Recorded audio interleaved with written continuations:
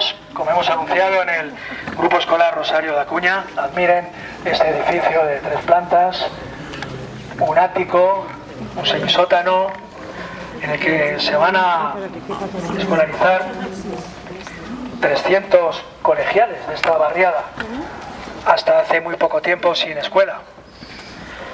Y la República ha encomendado la dirección de esta escuela graduada a la compañera Julia Álvarez Casano, a quien tenemos aquí, para quien pido un fuerte aplauso.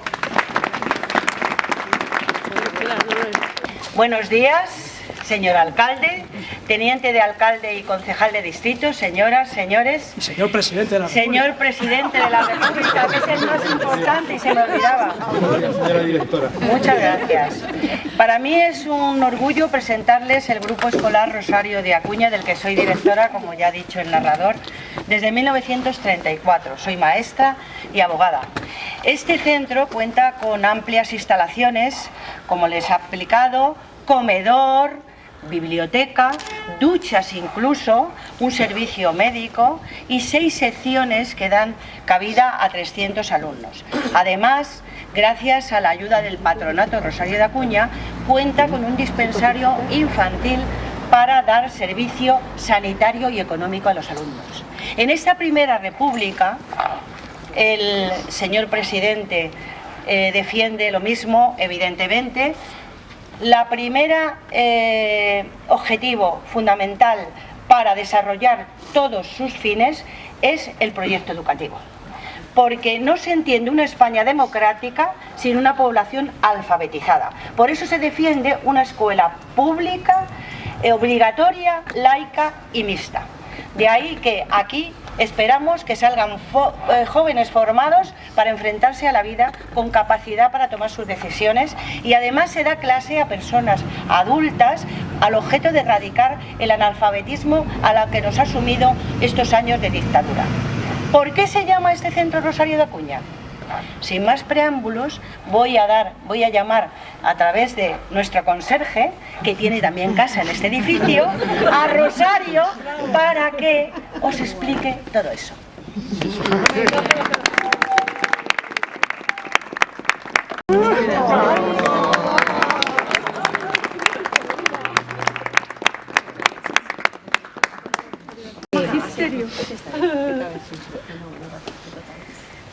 Asombrada tengo que estar de que 100 años después de mi muerte y 170 de mi nacimiento, todavía el nombre de Rosario de Acuña tenga interés.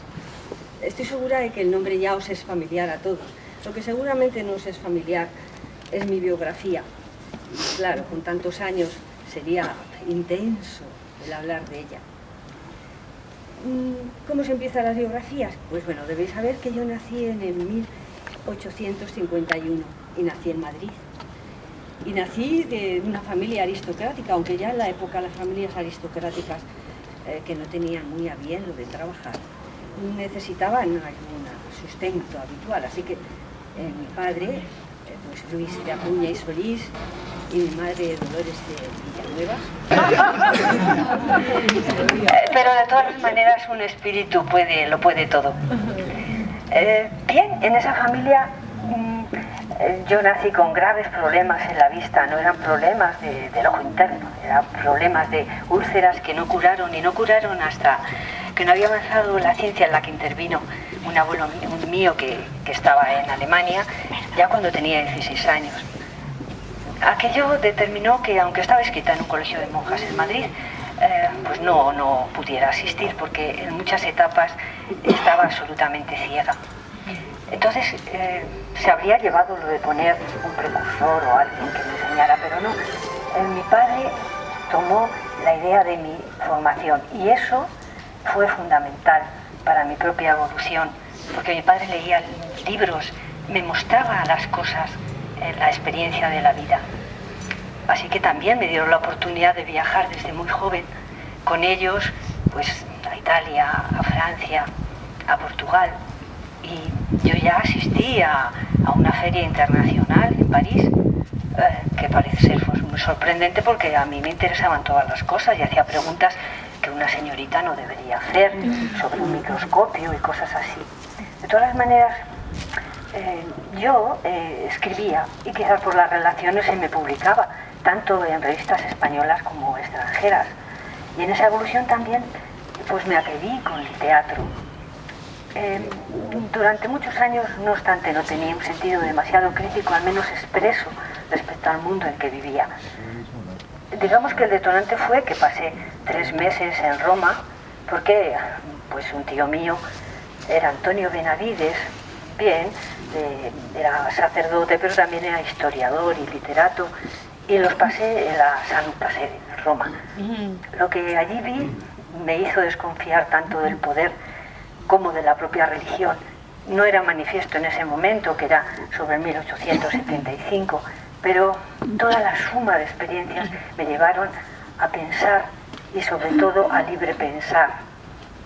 Bueno, todavía en una línea de no una respuesta manifiesta, excepto en las revistas en las que me hacían escribir, o al menos me permitían escribir en columnas sobre temas de mujeres, en los que ya me revelaba en las columnas de moda sobre el que realmente en las mujeres también existía una diferencia de clases y no todas ellas llevaban a la liberación de ninguno de los grupos.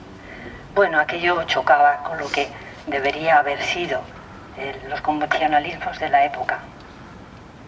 Bueno, me casé con un militar, un subteniente del 2º batallón del ejército español en África. Y bueno, la verdad es que enseguida me di cuenta que el matrimonio en ese sentido no era para mí, pero todavía no me había despertado públicamente. Fuimos a Zaragoza y allí estrené una de las obras que tuvieron, digamos, éxito de público, que era Renzi el Tribuno. Los montajes de estas obras naturalmente siempre era con dinero de la familia, pero bueno, fue un éxito. En esa obra no pretendía ser revolucionaria, pero sí ponía sobre aviso de algo que yo observaba, de cómo en un momento dado las masas pueden elevar a alguien y algún ingenuo pues puede picar para llegar, pero luego le hunden con la misma rapidez. Poco después falleció mi padre y eso sí que fue trascendente en mi vida, porque claro, mi padre, como podéis imaginar, no había sido solamente un pariente o un padre, había sido el inspirador de una manera de estar en el mundo. Yo con él a caballo había ido por las montañas, yo que había sido frágil, la vista no lo era en absoluto en mi estado físico, así que era montañera y con él había logrado llegar a puntos donde las mujeres, por supuesto, pues ni se les había ocurrido. Bien, él fallece y poco después yo, amante del campo y estando en Madrid, pues ya con mi marido pusimos una casa en Pinto. Y en Pinto, pues yo recreé lo que sería un ateneo literario y artístico, bueno, al uso de la época, porque, claro, Madrid era una ciudad que tampoco era agradable para todos y las clases que se lo podían permitir iban a diferentes lugares de las cercanías. Y Pinto fue un sitio donde, bueno, sí se veía como natural porque era un espacio agrario de Castilla. Entonces allí conseguí que hubieran tertulias, también había sus bailes, las maneras de entretenerse en la época, pero que en determinadas clases más intelectuales pues se hacían debates y tertulias y fueron muy concurridas. Bueno, poco después, en la Sociedad de Madrid os puedo decir que fui la primera mujer que protagonizó una tertulia literaria en el Ateneo. Era dentro de, bueno, los esquemas de cátedras que tenía esta institución. Y yo sé que había quien le había parecido ridículo que una mujer fuera a hacer eso, y menos la primera. Pero bueno, tengo a mi favor que a algunos les pareció que mi tono de voz era interesante. Y bueno, ya me atreví, una vez que mi marido y yo nos separamos de una manera civilizada, cada cual vivía donde vivía sin ningún obstáculo, pero ya sí que pude públicamente manifestar en mi tendencia y mi respeto por los libres pensadores. Bien, hasta el extremo de que, bueno, también escribía para su dominical. Claro, al fallecer mi padre, escribí la obra del padre Juan y tardé años, hasta el 1891, en ponerla en escena en Madrid. Eso me iba llevando en una aureola de estar en contra del sentir de colegas tanto en el campo de la literatura como en el campo del desenvolvimiento social.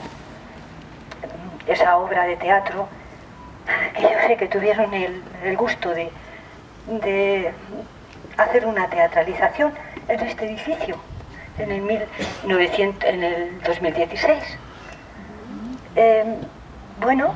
Era una obra en la que yo ponía de manifiesto el cómo se debía llevar a la naturaleza los avances, que en las ciudades no eran nada más que una prisión de gente y de divisiones de clase. Por supuesto, yo no estaba en contra de reconocer que todo el mundo no es igual, pero tampoco estaba de acuerdo con la sociedad rural que estaba dominada por la Iglesia y por un caciquismo que también hacía irrespirable el vivir allí. Así que en la obra de teatro imaginé una pareja que viviendo en la ciudad ya no pueden hacerlo porque no es un lugar vivible, y tienen como proyecto el trasladarse a una aldea de las montañas de Asturias, en las que compran un terreno en el que lamentablemente hay una ermita, pero allí van a construir un balneario, van a construir una escuela y un hospital. Y claro, como hay una ermita, cuando llegan allí, pues los frailes que están en un convento hacen todo lo posible para que eso no sea posible, porque era necesaria tirarla, y al final termina en un asesinato instigado por el fraile o el prior, que es el padre Juan, respecto a uno de los miembros de la pareja, ¿no? Claro, esto fue tan absolutamente escandaloso que no la dejaron ni estrenar una vez que conocieron el contenido de la obra. Yo a esta obra, pues bien, había puesto el dinero, pero sobre todo es que como no llegaba para todo, yo había hecho hasta los trajes y las vestiduras de los actores. Como no me permitieron hacer la obra y al día siguiente estaban todas las entradas vendidas, aquello era un colapso económico terrible.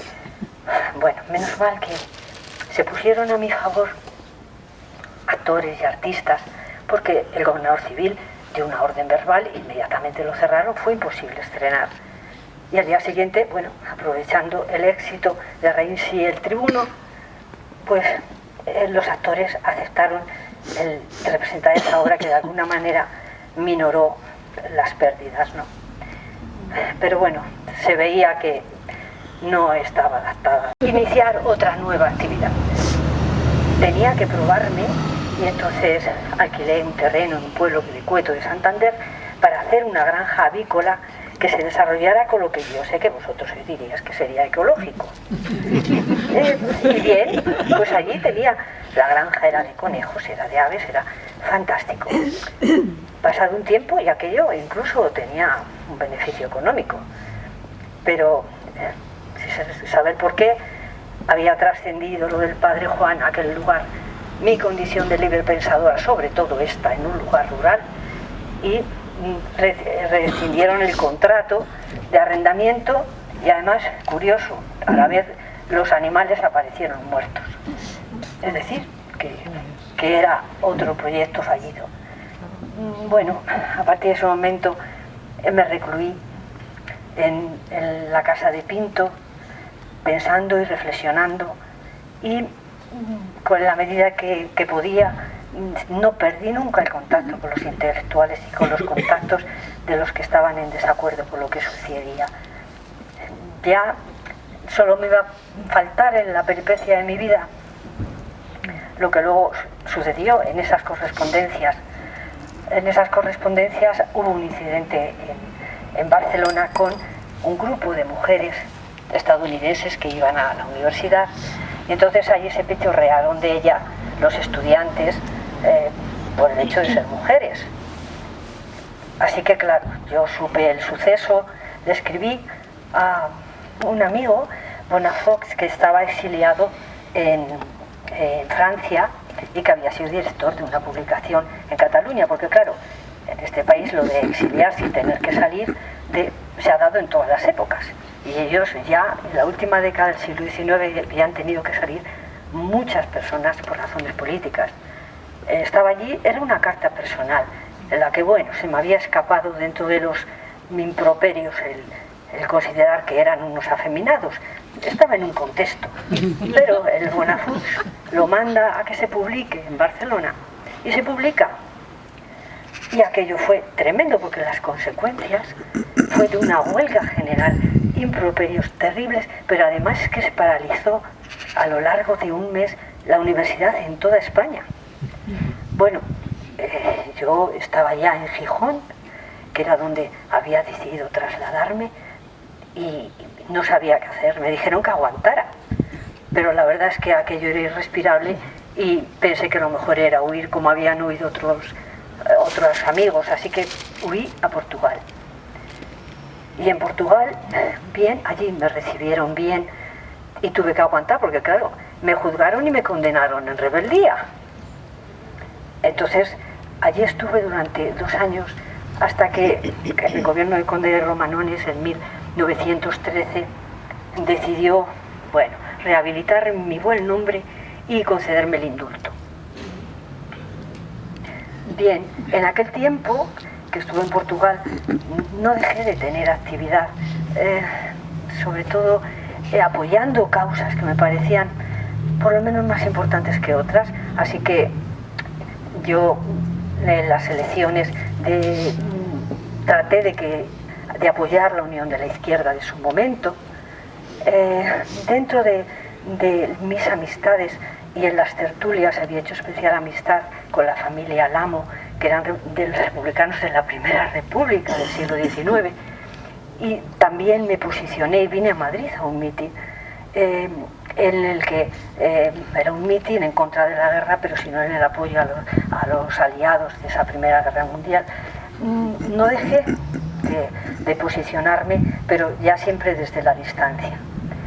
Debo deciros que, bueno, estos son cotilleos sentimentales, pero hubo algo importante en mi vida, y es que de esa familia Lamo, que había conocido sobre todo a las mujeres y a los hombres, pues encontré un compañero con el que viví. Tenía 20 años menos que yo, pero estuvo conmigo a lo largo de toda mi vida. Fue destinatario también de mi encomienda en el testamento de que, bueno, preservara mis principios de defensa de la naturaleza. Y luego también estuvo conmigo en Gijón. Compré en las últimas etapas una casa al lado de un acantilado donde me retiré en el mar Cantábrico, muy cerca de Gijón.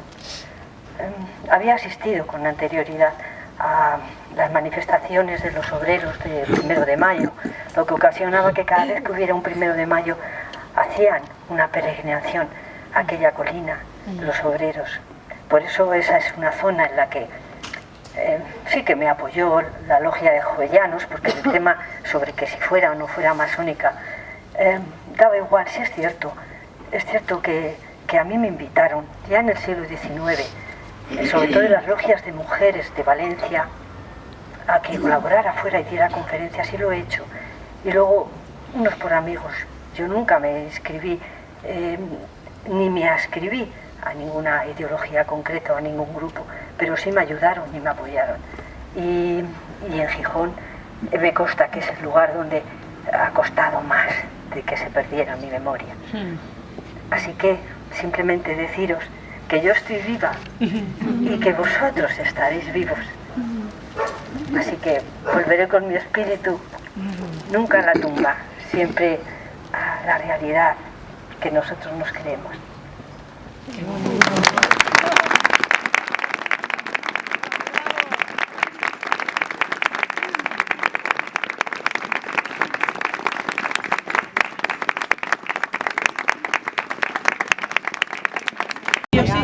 Bueno, esta placa está aquí y se cambió el nombre. sí, Gracias a ella. doña Rosario, estamos admirados. Creo que no tenemos palabras, ¿verdad?, para lo que acabamos de escuchar. Ahora, doña Julia,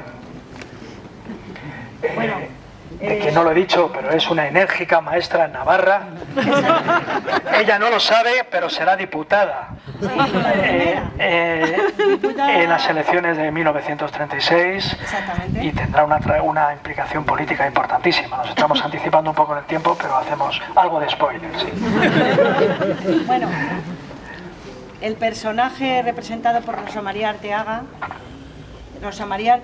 es la que consiguió el cambio de nombre de este centro, que cuando ganaron las tropas franquistas la guerra, se pasó a llamar San José de Calasán. Y ella recuperó la memoria y pidió que volviera a llamarse como en un principio se llamaba, Rosario de Acuña, y gracias a sus gestiones esto se ha conseguido y tenemos esta placa.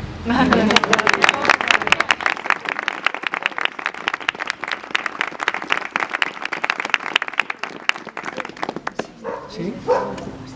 Sí, bueno, conviene explicar la razón de por qué yo inicié eso y traté de recuperarlo. Porque algo que debéis saber de este edificio es que cuando se inauguró en el barrio, pues ya no queda nadie que a lo mejor pueda explicarlo. Pero en el barrio vivía la familia de mi madre, la de mi padre también, vivió. Y esto fue campo de batalla. Entonces, al ser campo de batalla y afectar a los vecinos les evacuaron y se tuvo que plantear en el colegio qué se hacía con los niños. Mi abuelo formaba parte de la primera asociación de padres, porque también aquí había escuela de adultos, y entonces trajo a sus hijos, a mi madre y a su hermano. Esa otra manera de entender la enseñanza fue algo que descargó mucho también a mi madre. Y entonces el planteamiento fue dónde se iban y quién autorizaba para estos niños, si se iban con sus familias o si salían fuera. Y aquí se decidió, la directora intervino activamente, claro, para encontrar una solución, y bien, muchos padres, la mayoría de los padres aceptaron que los niños salieran y fueron a Mataró. Entonces, claro, en Mataró tenían para las familias, entonces a mí, claro, me contaron cómo ya tenían los listados desde aquí que había preparado la directora. Cuando llegaron allí ya sabían, los llevaron los esperaban en el teatro de la ciudad, y entonces la elección que habían hecho las familias allí era si querían niño o querían niña. Y entonces decían el nombre de la familia y al niño. O sea, no se hacía ninguna elección, sino simplemente en un orden que habían establecido.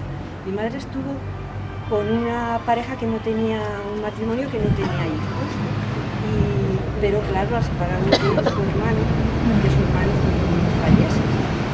En el caso de mi madre estuvo fantásticamente bien. Ella explica que cuando llegó allí era otro mundo, no tenía nada que ver Cataluña con lo que era ni Madrid ni lo que ella había conocido. Allí las mujeres y los hombres trabajaban, sonaban las sirenas a una determinada hora, y allí todo el mundo que iba a las fábricas textiles porque todo era fábricas textiles. Luego salían al mediodía y iban a casa, claro, todo en un lugar local donde podía hacerse andando. Y ellos iban al colegio, y allí ella hizo los 3 años que vino el bachiller, porque continuaron la enseñanza en el mismo grado que tenían aquí. Pasado el tiempo, bueno, el caso de su hermano fue donde unos payeses, pero parece ser que tenía un niño que cogió mucha envidia, así le tuvieron que cambiar a otro sitio. Creo que les trataron maravillosamente. Y allí algo que la asombraba era que había pues, mucha zarzuela, mucha música, todo, y los obreros, cuando llegaban los fines de semana, salían su aperitivo, así, y bueno, el mundo cultural, y claro, el aspecto físico, cómo se vestía allí y cómo se vestía aquí. Bueno, eso solo como una reseña de las diferencias que existían ya entre regiones en unos lugares u otros. Cuando ya iban a entrar los nacionales en Cataluña y en Barcelona, los trasladaron a Murcia.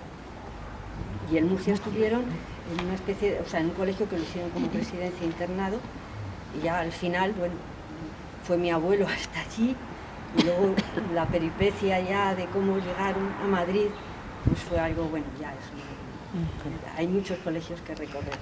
Pero que sepáis que desde este salón de actos, porque este edificio ha conservado su estructura interna, luego se ha podido pintar o cambiar algún material, pero es lo mismo que existía entonces. Y bueno, pues es importante que lo transmitáis, que ya este espíritu ya es muy mayor y si otros no lo transmiten o nosotros no lo contamos, ha desaparecido. Claro.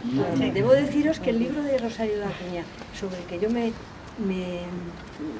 ilustré, porque sí me pareció importante por esta historia y todo lo que he sabido de ellos, lo encontré en la Cuesta de Moyano, porque no se encontraba ningún libro. En la Cuesta de Moyano, y entonces eran pesetas, por 2 pesetas. No hace tanto, hace a lo mejor 12 o 13 años. Y ese libro era una especie de tesis que se había hecho y que debía estar en algún ministerio en el Instituto de la Mujer. O sea, que alguien debió decir, haced esto, pero luego el libro, claro, no sale no se edita, ¿no? Y el libro estaba allí. Y ese es el que contenía la obra del padre Juan y de Renzi el Tribuno, por eso lo pudimos representar, y no he encontrado más documentación. O sea que, bueno, cualquier cosa es un detalle para que la memoria persista. Sí. Bravo. Estimada doña Rosario, estimada directora, vecinas de la barriada de Aluche, yo como presidente de la República inauguro este grupo escolar. Queda inaugurado. ¡Viva!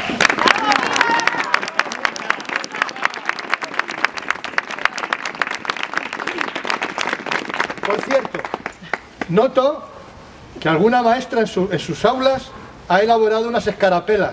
¿No habrá alguna para el presidente de la República?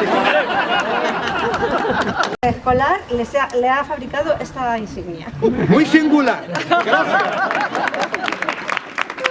Señor alcalde, señor presidente, permítanme que le muestre esta placa que gracias al empeño de estas vecinas recordará en el futuro su presencia en este acto. Muchas gracias, don Pedro. Bien, pues... Por cierto, que no tenemos vecinas, pero sí que conservamos todavía casas de aquel momento. Cuando salgamos por aquí, a la izquierda, un aguardillado, tal, y tal vez el señor arquitecto quiere hacer algún comentario. Pues sí, esa casa puede verse en esta foto del día de la inauguración, del tiempo de la inauguración. Y aquí tienen el busto de Rosario Acuña, que se instalaría al año siguiente dentro de este mismo colegio.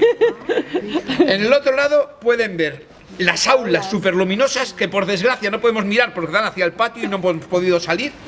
Y lo que son las galerías, los pasillos de acceso, que en realidad sirven para que los niños pasen los recreos que llueven y puedan estudiar y hacer sus trabajos.